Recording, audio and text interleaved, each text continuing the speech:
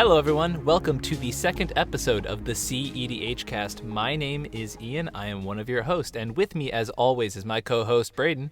Hi! Alright, so before we start our episode, we have a few patron shoutouts to talk about. We normally do a shoutout every episode, but unfortunately a certain member of our podcast forgot to inform me of that last episode, so we're going to do two today. Yeah, sorry guys. Alright, so we have one patron who is for the official patron tier, and his name's Walt. So thanks, Walt, for being an official patron of the cEDH cast. We really appreciate your support. Thanks, Walt. We also have, for our competitor Patreon tier, we have Dominic Graff. So thank you, Dominic. Thank you very much. It's very much appreciated. Yeah, I mean, the amount of patron support we've gotten for the cast already really has been overwhelming in the best of ways. We didn't expect to sort of receive as much feedback and as much response as we have at this point in the cast. So thank you all very much. It's been really great, and we love to see the Discord's really active, and when we'll give you the location of that later in the show. Yeah, if you have any questions about how we're using the money as a patron or someone who's interested in being a patron, feel free to ask. There's stuff like the Soundcloud and other things like microphones that we have to figure out, so just ask us about it if you want. Awesome.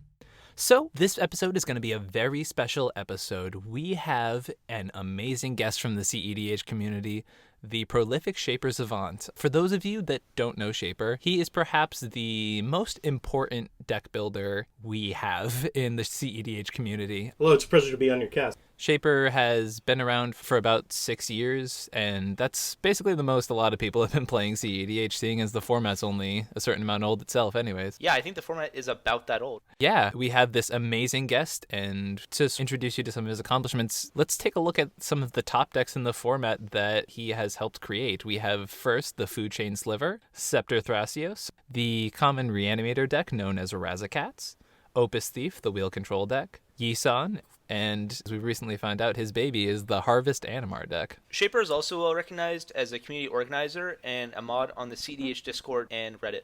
So if you've ever been on any of those resources, you've probably interacted with him some amount. And as far as primers go, every single one of the decks I mentioned a second ago has a primer that was written by him. So a lot of the written work done in the primer community is related to him.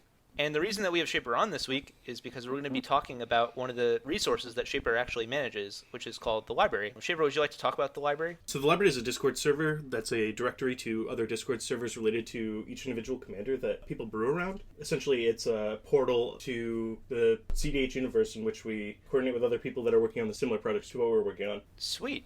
That's really exciting. The library is broken down into a couple sections. There is the first section, which is just kind of the main area where people can have general talks and submit any sort of primers or discords that they want introduced into the library. There's the Discord directory, which is actually pretty amazing because it's broken down by color and has some other miscellaneous items thrown in there. There's a primer section, which is basically the primer to any relevant competitive EDH deck there is. And there is a really amazing section that has almost every single cEDH content creator there and referrals and information on how to absorb their content. So the first topic we're going to talk about is actually the primers and describing what is a primer for a competitive deck. A primer can be broken down in a few different ways, but at the very base level, it is like having a handbook to describe exactly how to pilot a competitive deck. Braden, do you want to go more into detail with that? Sure. So often a primer talks about certain key card choices, certain cards that might be missing, certain decisions that often come up while piloting a deck, maybe the history of how the deck was constructed and what other archetypes the deck used to be in, or what other archetypes have bounced off of the deck. So an example might be the history of how the current Consultation Scepter Thrasios deck used to be the Paradox Scepter deck, and maybe before that they were more Storm-based decks. A primer might talk about that and kind of explain that process to give some amount of context for how the deck got to be where it is. Shaper, I have a question for you. What goes into, in your humble opinion, a primer worth putting on the library? What do you look for? I normally look for gameplay exposition, the main win conditions and synergies in the deck, the history of the deck, the elucidation of the main synergies of the deck, generally some single card discussion about what would appear to be odd choices to an onlooker. Great.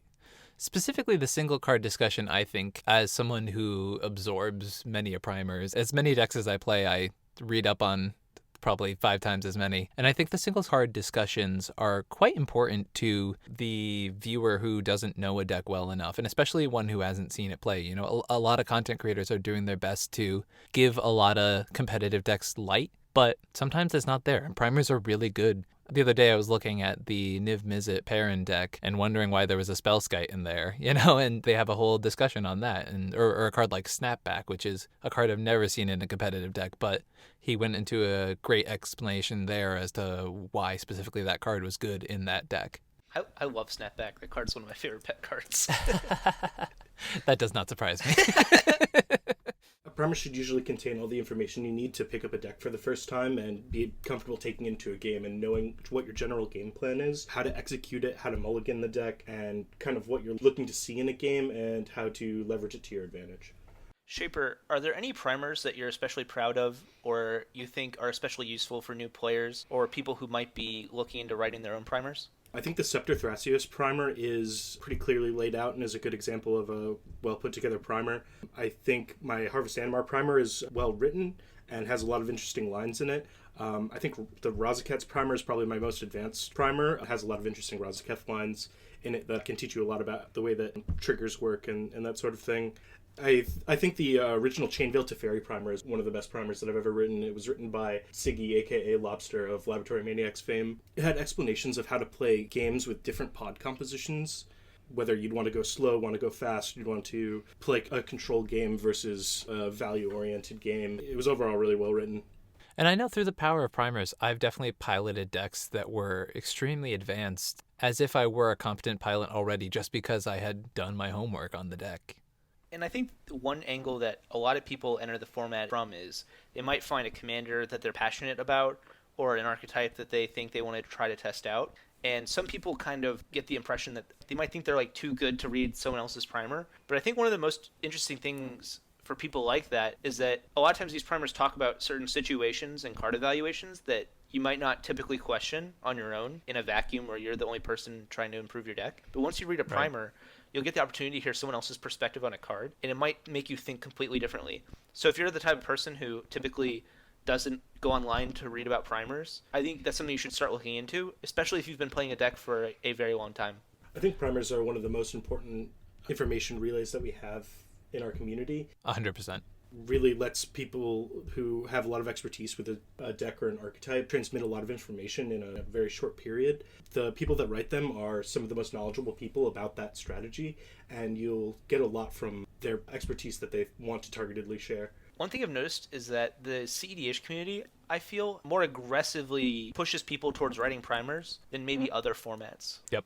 In Standard, I'm not sure there's like a Mardu tokens, if that's a deck even in Standard, but in Standard there might not be a Mardu tokens primer. You know, the deck is constantly being figured out. But in cEDH, the community is kind of built in such a way that people actually come together and like write these primers, and I think that's really interesting. Yeah, I've been playing 60 card formats basically since I started Magic, and I think I legitimately saw my first, I mean, they're deck articles that I've been reading forever, but the first legitimate primer I've ever seen for a standard deck was on Twitter the other day. I would say the 60 card version of a primer is a sideboard guide. But for us, our entire format is basically a sideboard, right? So yeah, I guess those types of options don't actually exist in the format, so maybe that's why it's more important. Right. I think a lot of that is the complexity of the win conditions and the variance that you have over a 99 singleton deck. Yes. Yeah. Also, I feel like card choices are much more important in our format because you only have one of every card. You don't see a lot of single card discussion about like Lingering Souls, you know, or Kogan's Command. But because we have to get to like the sixth best version of an effect, you start running into having to actually make an argument for certain card choices over others. Right. We're also a bit of a split community, right? So, for example, Siggy, I believe, lives in Germany, right? So it's not like he could come explain to the players here in America exactly how to break down Chainveil Teferi, or, you know, without video content, it's really hard for people to have that translation. So having primers is really important. Matchup guides end up being a lot more complicated because there are 3 other decks at your table. Yeah. And there's a lot of dynamism that comes with multiplayer and just pod dynamics, turn order, things along those lines. Yeah, the difference between a keepable mulligan when you're on the play and when you're second, third, or fourth is completely different. I overall agree with that. I do think that observing your position in the pod kind of determines how well your hand will play out, especially if there are other stack sticks at the table that will play tempo pieces before you have the chance to develop your board, or Right. there are decks that want to play early wheels, or somebody develops a remora before your hand dumps itself out. Things along those lines. Yeah, I think like there's certain cards and certain almost like groups of cards where that's more relevant. Like against Yisan, it's something I think about, but against like Crom and Timna Opus Thief, it's not really something I worry about. If that makes sense. If Stacks was more prevalent in the current meta, I think it would be a much more dynamic conversation. But even something as simple as this hand is amazing with a Gemstone Caverns and it's garbage without one. Yeah, that's true. Let's be honest, that's most hands with a Gemstone Caverns. Yeah. That's very true. Very true.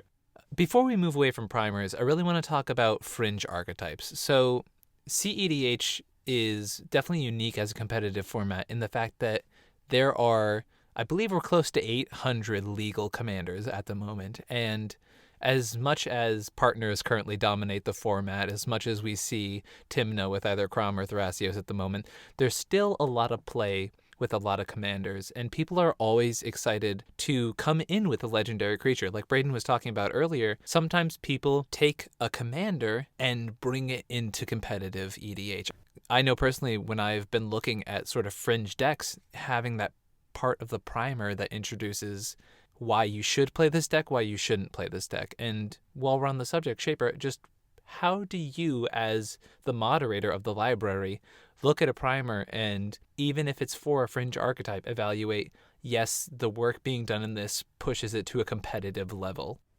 For the purposes of the library, I try to take a very generous outlook on what can be submitted. Anything that intends to sit at a cEDH table, is honest about its power level, and is truly optimized to its fullest, I think has a place in the library. There are things in the library that I would consider high-power commanders that don't quite reach the bar of what I would consider a competitive deck, but there are tables where those are appropriate, and those primers are intended to optimize those commanders.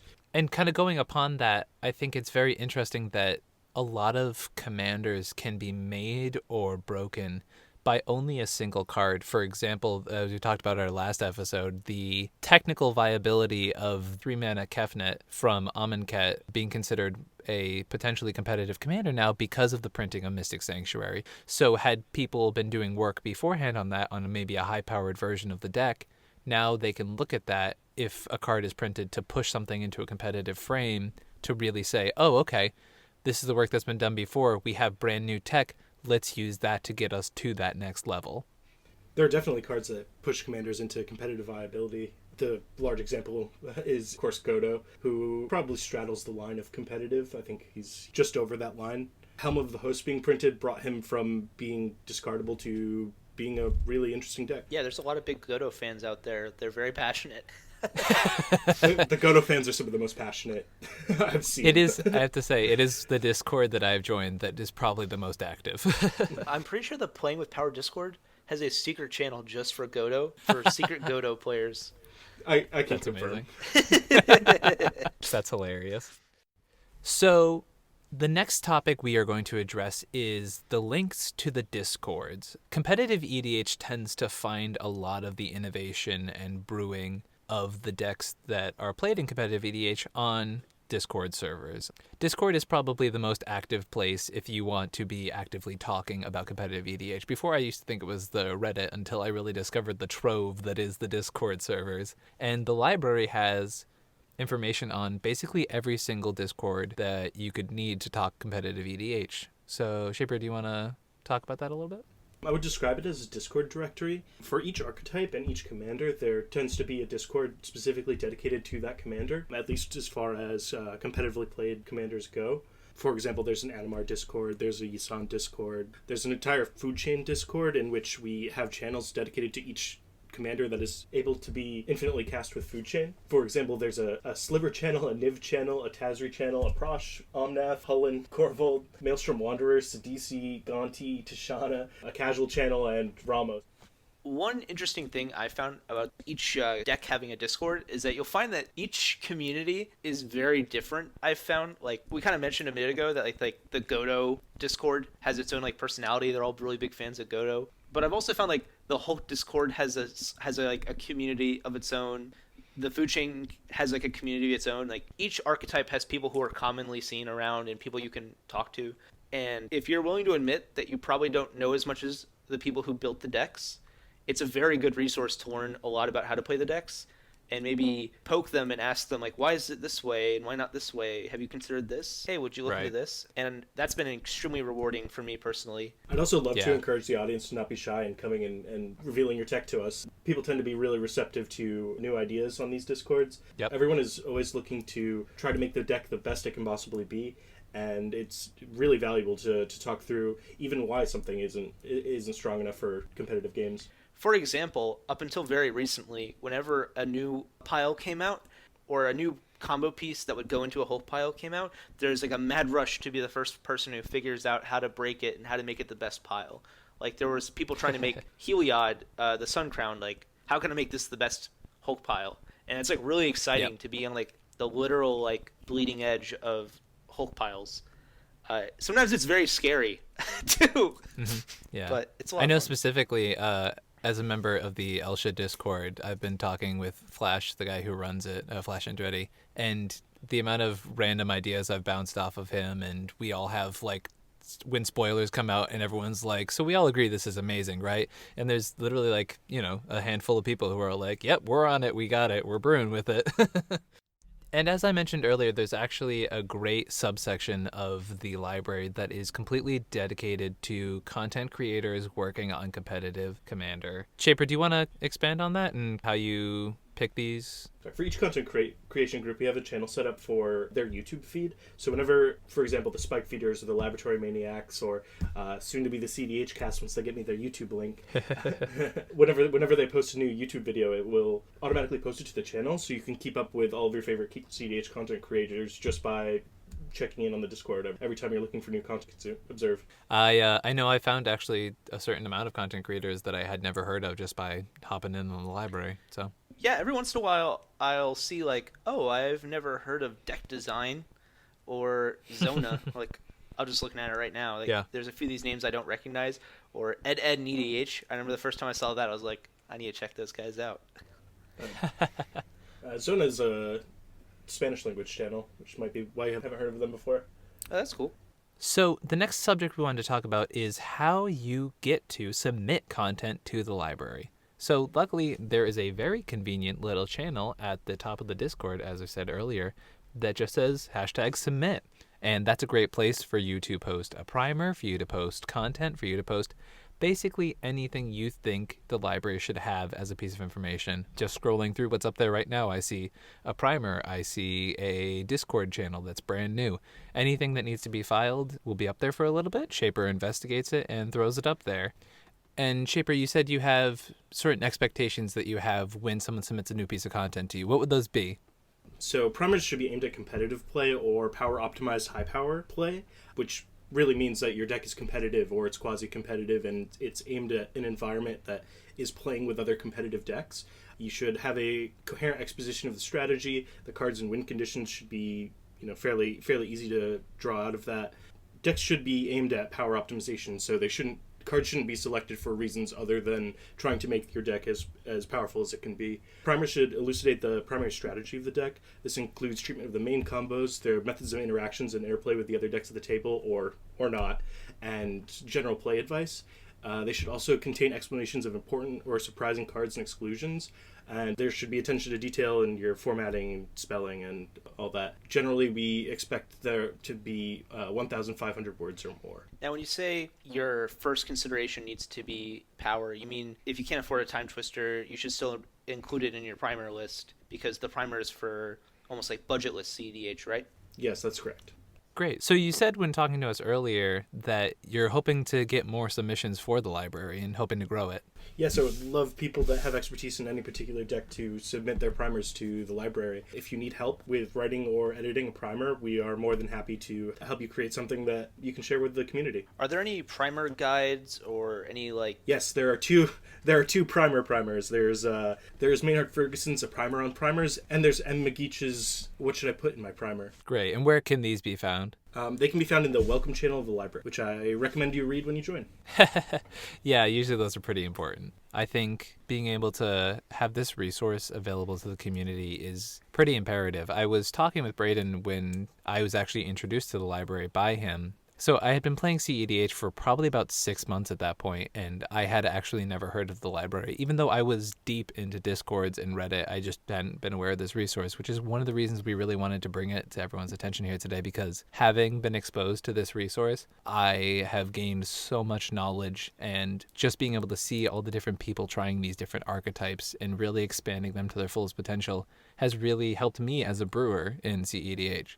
If you need orientation in the library, feel free to ask questions in Lounge, which we are happy to point you in the right direction for the resources that you're looking for if you can't find something. A lot of the time when people post in Lounge, we actually create resources for them, either Discords for the commanders that they're looking for, or we can point them to people that we know play a certain deck but haven't necessarily written a primer yet. That's awesome. In addition to all of the qualities that we mentioned before, the library also includes things like community hubs, things like the competitive EDH Reddit Discord. There's a Play EDH Discord, which for those who do not actually know what that is, it's a place where people can play competitive EDH over webcam in a way that allows them to play with people not in the same location. So you get 4 people on a webcam trying to play games. Transitioning out of the library, we are now going to switch gears and talk about a pretty insane spoiler that we just got from Theros Beyond Death. The card's name is Thassa's Oracle. Thassa's Oracle is a merfolk wizard for blue, and it's a 1/3. It has an enter the battlefield effect that says, when it enters the battlefield, look at the top X cards of your library, where X is your devotion to blue. Put one of them on top of your library, and the rest on the bottom of your library in any order. If X is greater than or equal to the number of cards in your library, you win the game. This card is insane. Just absurd. Absolutely absurd. Yeah. So this card is very important to the competitive EDH format because of a couple reasons. Basically, this card is one of the most optimized win conditions that the competitive format has ever seen.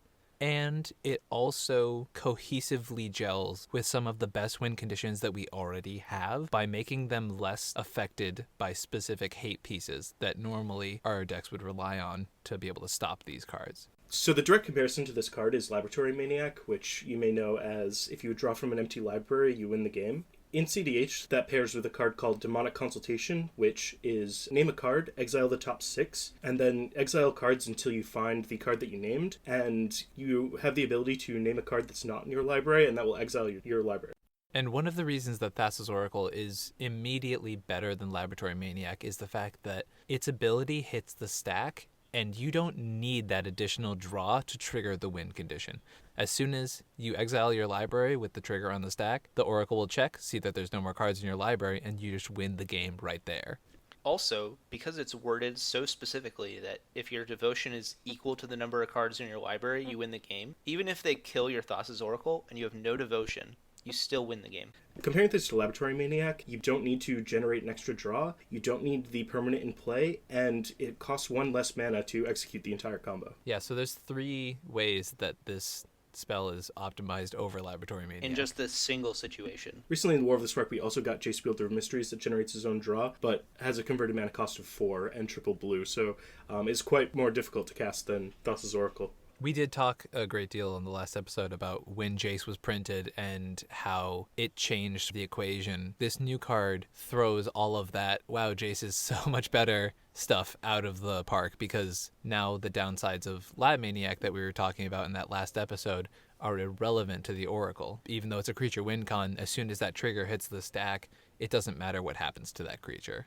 Additionally, a thing we specifically talked about was the more versions of this effect you have, the safer these exile some portion of your deck cards become. And so this being a third copy is also very relevant. Not only is it a powerful standalone combo, but it has important implications with Flash Hulk, which is a combo in which you cast the spell Flash, and it puts into play and sacrifices a card called Protean Hulk, which allows you to get 6 converted mana cost of creatures out of your library and put them into play immediately. One example pile that you could make with a Protean Hulk is getting a Laboratory Maniac, a card called Spellseeker that would find an instant for converted mana cost 2 or less, which would find the Demonic Consultation, and you would be able to pass into your turn, cast a Demonic Consultation in your upkeep, and move into your draw step. You had to put resources into casting the Demonic Consultation and resources into drawing the card, or you had to wait until your draw step, which is on its own very risky.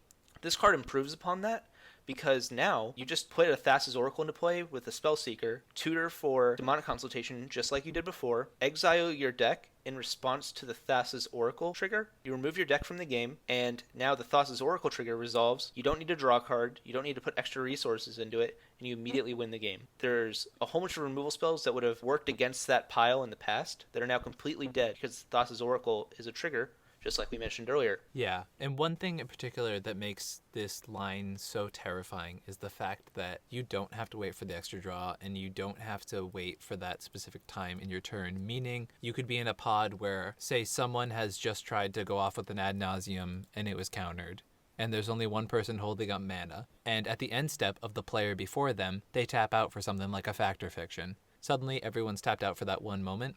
You suddenly have the ability to win right then and there between phases at someone's end step when someone's tapped out at the wrong time. It is so powerful to be able to just snap that win off. And the innovation with this Oracle is the fact that a lot of the hate pieces you could jam before that would really stop this effect are no longer relevant. We've given an overview that uses Spellseeker and Demonic Consultation to empty your library, but that is not actually the most powerful thing that you can do with Thassa's Oracle and Protean Hulk. Importantly, you can get what's called the Breakfast combo, which is Nomad's End Core and Cephalid Illusionist, which together create a combo that lets you arbitrarily mill your deck in batches of 3 cards. That allows you to mill out your deck without ever having to cast another spell like Demonic Consultation, so you are immune to counterspells after your Protean Hulk. As well as a common play against the Spellseeker pile in the past was casting a silence in response to it so that you can't cast your consult until the next turn. Now, with this Breakfast pile, where you just mill yourself without casting a spell, you're immune to silence, which is pretty powerful. Right, and even if they are holding up that removal spell, as we said, the Oracle makes that no longer an issue. You can kill the Oracle, you can kill any card in the pile, and it's not going to do anything. You can actually respond if they try to kill one of your mill creatures. You can just respond and mill your deck, so you're just completely immune. Now with the Oracle being printed and the lines that everyone just described a moment ago, the previous Hulk piles or combinations of the 6 converted mana cost cards have become basically irrelevant. There have been weaknesses that each of the piles have had before, and now with these new piles basically all thrown out the window. This new Hulk archetype, which is being cutely called Fish Hulk by the community, is now suddenly the best way to play the Flash Hulk archetype. And Flash has already been a card that the community has been asking for a ban for quite a bit of time now, but this issue has really pushed it to the forefront. The Oracle Hulk piles allow deck construction to be much higher card quality and much less interactable than any previous Hulk deck, and now is very attractive to combine with Consultation, which has historically been a separate archetype from Hulk in the past. This new deck allows you to win at instant speed for no additional resources, with no board state before you assemble Flash and Hulk. The Thassa's Oracle Hulk piles are so resilient and so resource light that they push the Flash Hulk archetype further towards sandbagging and further towards basically doing nothing, that it forces your opponents to constantly respect it, and it makes it more difficult for people to actually play Magic against the Flash Hulk decks. One thing specifically with the competitive format is a lot of people will say turn 1 and turn 2 are really devoted to both ramping and setting up the resources that you're going to need for the remainder of the game. But if starting at 2 mana, your opponent can just slam down a win right there, you have to respect that at all times, which creates this mentality that Braden was talking about where everyone has to be respecting it at all times, meaning as early as turn 2, you can't continue to further your board state because you are holding up counter magic in case someone tries to win with the Flash combo. Additionally, Thassa's Oracle plus Demonic Consultation not requiring any type of draw trigger means that outside of the Flash Hulk combo, it still only costs you 3 mana to go off. So you can go off as early as turn 1 or turn 2 with protection like Force of Will or Force Negation. So it's incredibly powerful. A lot of playing Flash Hulk successfully is waiting until your opponent's interaction has depleted and flashing on top of whatever caused that counter war to happen.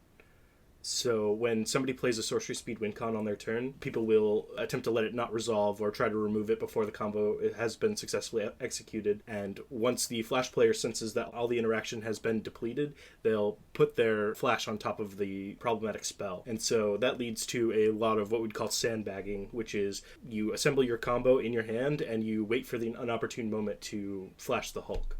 That gameplay style is very problematic for the health of the format. Yeah, the idea that everyone is sitting there waiting with these spells, not playing the game, but actively sandbagging because they have to wait. They have to hold up mana. They have to hold up counterspells. They have to hold up their own flash if they're on the archetype. So it just leads to everyone sitting there doing nearly nothing and really creating these unfun board states because the game isn't being played. Everyone's staring at each other, hoping for someone to slip up. And this is one of the reasons that it's very popular in the competitive EDH community to ask the rules committee to ban a card like Flash, because it causes these problematic gameplay patterns that many people just honestly don't enjoy. One of the reasons why this style of gameplay is problematic is that Flash is one of the only instant speed win conditions in the format. So to play this instant speed sandbag game, you must be playing Flash Hulk. Right. The only other deck that does anything like that is Consultation, where in the past maybe you'd play out your Jace and use it as like a draw engine, and then use your Consult plus a instant speed draw effect like Thrasios, so that you can win the game at instant speed on top of maybe even the Flash Hulk deck. But that's incredibly resource intensive, and you're always open to having your Jace bounced in response to the draw trigger that was on the stack, and then you just lose because you draw a card with an empty library. The console resource allocation is significantly more than what is needed for just 2 mana in this Flash pile. And as we said earlier, the printing of Oracle really makes it so that any interaction being done with these piles is nearly irrelevant, which is such a problem. One problem that Thassa's Oracle also introduces to the format is that a lot of the times the hate for these consultation decks isn't actually very good against these Flash Hulk decks. And now because both decks are the same, there's a concern that once you turn off one half the deck, the other half of the deck is just live and ready to fire.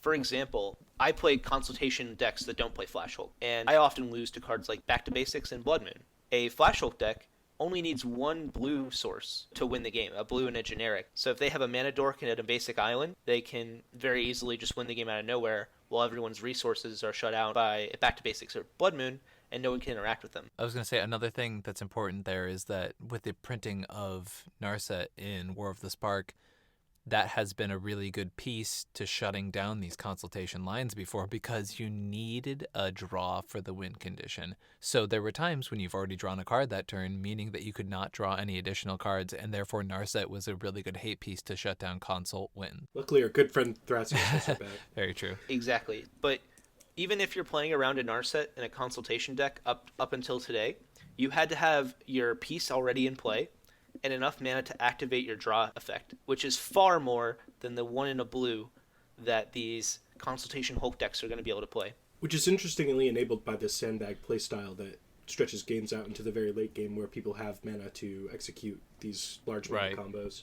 Exactly. So a lot of the time, people will mention that their problems with the format include Consult and Hulk. They see Consult as just as good as Hulk. But in reality, the play patterns that Hulk forces people into are actually the exact play patterns that Consultation decks want to be playing into. And so as Flash has gotten better, Consultation has also gotten better. If the game is constantly being delayed due to people being afraid of overextending, you're going to have way more mana, and you'll be able to activate Thrasios 3 or 4 times to draw a card in response to removal. Right.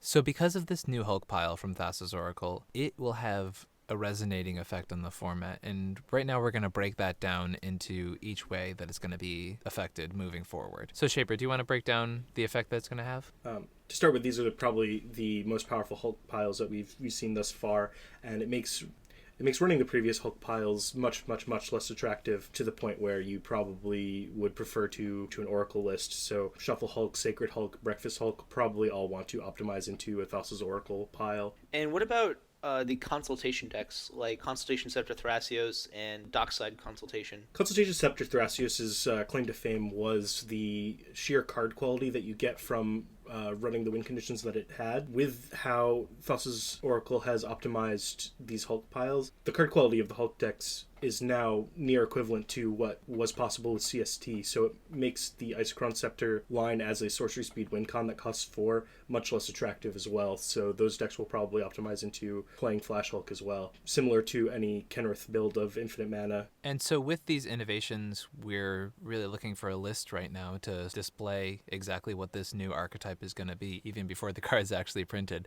So Shaper, I know you've been working as part of a team that's hoping to get a primer and maybe even a deck list out right now. Do you want to go into that? Yes, so I developed a list called Fish Hulk. Sick Robot of Shuffle Hulk fame also created a list that was only a few cards off of mine. His was entitled Sushi Hulk, and we've worked on many decks together in the past, and we've assembled a team of Sick Robot, Sleepy, who worked on CST with me, Pongo of Team Turn 3, Siggy of Laboratory Maniacs, and Lurker to work on this list. The main thing we're looking to do is to put together certain modules that would push your deck in a certain direction, either mid-rangey control or value or attacking artifacts in your meta or playing wheels in Notion Thief because other people are doing similar things and you want to prey on their wheels with your Notion Thief. So we're looking to assemble a really large maybe board of cards that'll help you customize this shell to your tastes. We found our core to be close to 90 to 92 cards, so that's about 8 flex slots where we all would probably play like slightly different packages on top of this deck. I saw some people playing Neoform, which is a card we talked about on our last episode.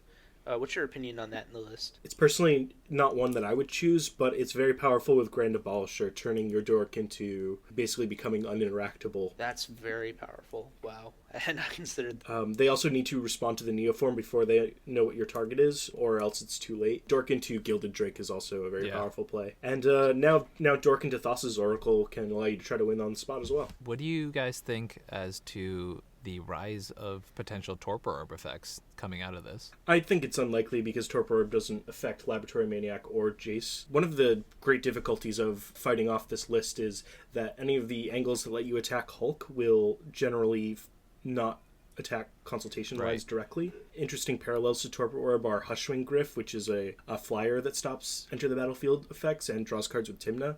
We may see some of that. It also has Flash, cost 3. The card that I do think we'll probably see some play is Hushbringer, which stops both death triggers and enters the battlefield abilities. So it shuts off Thassa's Oracle and Hulk. The problem with it tends to be that it does shut off a lot of your own win cons in pretty much anything you play it in. So it's hard to find a great home for it. Yeah, it's kind of interesting because in the past there were, and there still will be, but in the past there were decks that were in white that were consult lists that could play a card like Hushbringer because they didn't play anything that had ETB effects or death triggers. But now, because of the amount of like homogenization in the format, those deck lists that used to exist, like the mid-range consultation lists, might not be able to play those cards, which is actually kind of interesting to me. What do you think of that? I think that makes sense. I think it fits into Timna Crom pretty easily. I also think it fits into Food Chain Sliver if you are facing a lot of these effects, though Sliver tends to take a more proactive plan than trying to play reactive cards like Hushbringer. I believe Nagila can run Hushbringer. There's a lot of talk about whether Stifle effects are now more attractive with a potential rise of Fish Hulk. If you were to try to think of a deck that exists today that tried to combat this deck, is there any deck that actually does it effectively, do you think? Opus Thief has some advantages insofar as disrupting the Sandbag player's sculpt is quite strong.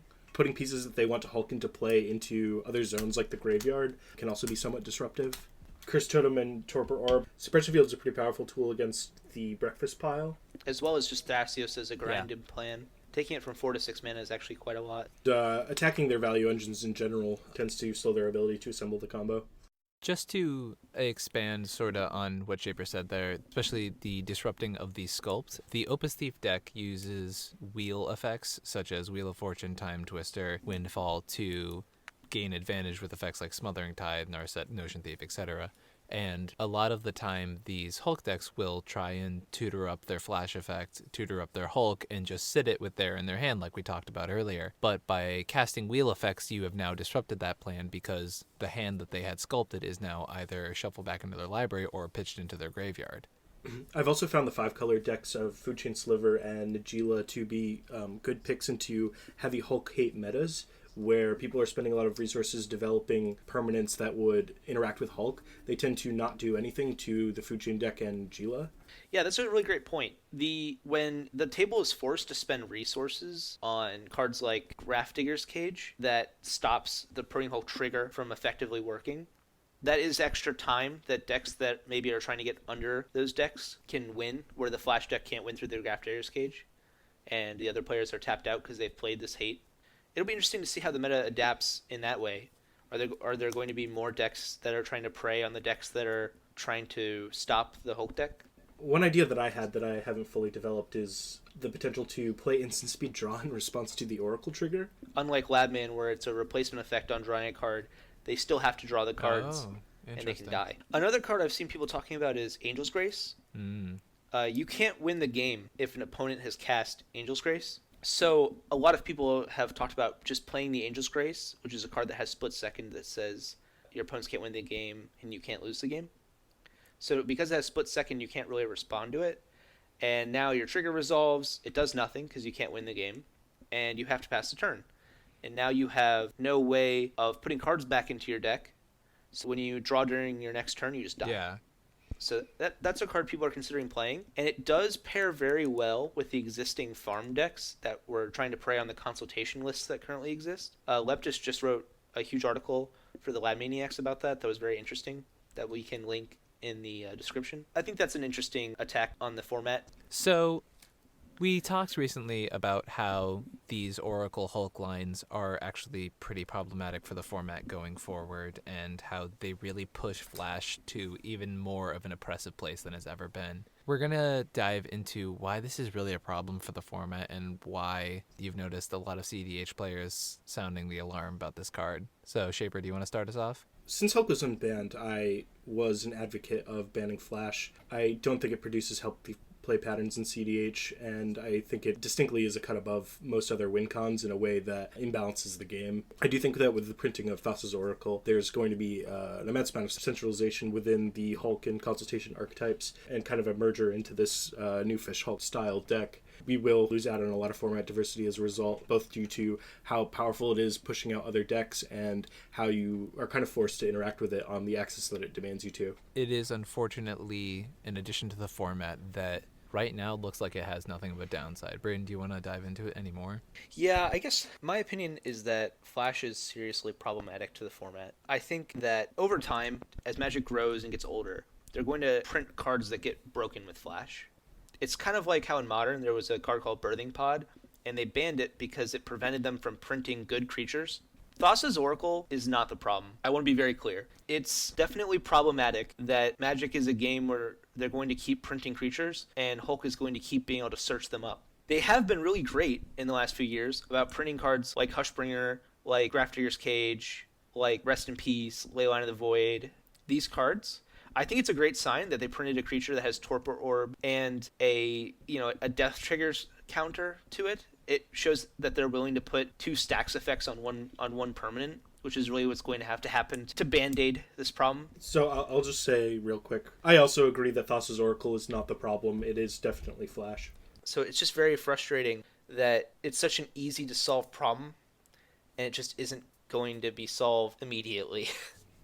I also agree that it's a very easy to solve problem, and with really any education about higher power level aspects of the format, it becomes very obvious that Flash is problematic to cEDH in general, and I feel like the effective cost of banning Flash for lower power commander is extremely small. It's a card that, when used for the purposes of flashing in a creature, is honestly worse than a lot of the other effects that have gotten printed in New World Order Magic, such as Savage Summoning and whatnot. So I don't think that there is any meaningful cost to banning this for casual EDH. I guess I'll say this now. I think something that is very important to remember when going into these conversations, especially about bans, things that can be changed in the format, is that every person on this phone call, every person who plays competitive EDH is not playing competitive EDH. They are playing Commander EDH at the highest level that the cards will allow them to play. cEDH is slang. People who love playing at this style, at this power level. It is a tool for us to talk to other people and know that they are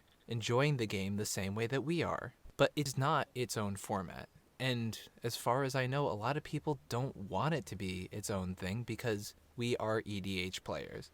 We like playing the best EDH has to offer, but we are still EDH players. And there seems to be a divide in the community because cEDH is seen as its own thing, but it's not. We want to take this format that we love. We love Commander. We love this idea that you have this general and 99 cards to play at the best power level we can. That's why we come in here. We've had this discussion ahead of time by playing cEDH. We say we are cEDH players, and we all know on the hypothetical number scale that we are all coming with a 9 deck or a 10 deck ready to play at that level. That's just us having a conversation. It doesn't mean we're doing something different. We are playing under the guise and under the rules of Commander. And I think going upon that into these conversations moving forward about bans, about, quote, representation of the cEDH community, I think it's important. Just because people like playing at different power levels doesn't mean they're playing a different game. We are all playing Commander. We are all playing EDH. We are all joining for basically the same reason, that we love the EDH format. And just because we like different spectrums of the format does not mean that we are not still attaining the same goal. I have had the most jovial conversations ever playing Commander, playing cEDH. We still sit around the table, we laugh, sometimes we drink. It is a social game. And just because people like winning doesn't mean that there's anything wrong with that. Another small note is I personally was playing a ton of casual EDH. It was my favorite thing to do. But as Magic has become a stronger format, I was being frustrated by the discrepancy at the power levels. But knowing that I can go to a cEDH tournament and play one level and know that everyone there is respecting the environment enough to be playing at that same level is so relieving. I know, Braden and Shaper, if I play against you guys, we are all on the same level and we know exactly the decks that we're going to play. Not the list specifically, but we know that we're all attaining that same goal. So cEDH is just a way of communicating what we want as players. So I just feel like that's an important message to get out there. Yeah, I really strongly agree, to be honest. I think there's this confusion that just because we put a C next to EDH, that the C is the most important part. It's not really the important part of it. The important part is that we just have a name to call what we're doing. cEDH, it's really just EDH. We're playing EDH. I think our goals are extremely aligned. If you read the philosophy document, I think we align very strongly with everything there, except for that last line or two that says the fun in Commander is not breaking it. And I disagree. I think the fun in Commander is breaking it. But I don't think everyone else has to feel that way. I will say, even that last part about breaking it, I would argue that competitive EDH is not breaking the format. It's optimizing the format. Shaper, have any thoughts? Yeah, let me try. I think with the printing of Thassa's Oracle, we're at a pretty pivotal moment in cEDH history in which a lot of, at the risk of sounding alarmist, a lot of the top tier decks are kind of converging on a very similar package of win cons, and they are so lean that a lot of the staples look really similar. And I do think that's pretty problematic for our format in general. I think Flash is the locus of the problem, and I feel like really the RC and the CAG should care about competitive EDH, not even necessarily for its own sake, not even necessarily for cEDH players, but because we are all playing the same format. There just will be EDH events. There will be EDH played for prizes. I think the future of event EDH is really important, and I feel like the RC turning a blind eye to everything that's kind of tautologically above a certain power level because it is cEDH is fairly wrong-headed. I think that to some degree the job of the ban list is to basically force people to play at a similar power level, and with specifically Flash being a cut above literally everything else, I feel like they should take note of that and should take action on that. Do you think the success of competitive EDH is tied to the success of casual EDH, I guess? I do directly. I think a lot of the people that come to join to play competitive EDH were at one point casual players, or players that got into the format without understanding all of this power level baggage that we have kind of built up around these different dialogues. They're just Magic players, and one of the things about playing Magic is optimizing your deck and trying to make it the best you can be, and trying to beat your friends, and trying to come up with this spicy new deck that nobody else thought of. And that's all just a natural optimization. That's just the natural power creep of the way every format works. I don't know. I don't necessarily want to frame it this way, but I do think that a lot of the entrenched Commander players kind of lose sight of what it is to be a new player and not really care about gating your own power level or not really seeing why that's necessary. Some experienced Magic players can get together and all decide that they want to play around the 7 to 8 power level and not play the very best things, but all play really explosive, interesting decks with a lot of synergies. But when you're a new player, you don't really understand that. You just see your opponent's deck and you think about how good their Sword of Fire and Ice is and how it triggers their Enraged Dinosaur and whatnot. And you try to find those little synergies and you try to put them together. And as you research, you come into more and more powerful things. I gotta say, something you brought up there is really, I think, integral to this conversation, that I would argue the people who grab a precon and play 4 of those are technically doing the same thing that cEDH players do on a regular basis, in the sense that you are coming in with this, like, precons are designed to play with each other, right? That is literally, they are introductions to the format and they're designed to play with each other. Competitive EDH decks, they're on that high power level, but the competitive EDH meta is designed to play with each other. It's still Commander. It's just different, once again, different colors of the spectrum. That's a really fascinating concept. I never really crossed my mind, but I think you're absolutely correct. So all of that aside, we actually have a super secret project that Shaper has a little call out for. Yes, I would love to have anyone that is interested in compiling and aggregating cEDH data to reach out to me and perhaps work with me on some projects that I have that I think will greatly benefit the community and help people get up and running with cEDH in general and deck building and all that other great stuff. I've gotten a sneak peek, and it's super exciting. So if you're interested, you should reach out to Shaper. Well, it's been a big week for Magic as far as these Theros Beyond Death spoilers, and we're really happy to have had Shaper on to this episode because having him as a figure of this community has been amazing, and we're just glad to have him. So, Shaper, thanks for coming and joining us. Thanks for having me. It was wonderful being on your show. I'm glad I can help you springboard your projects. Thanks, man. Thanks so much, man. Great.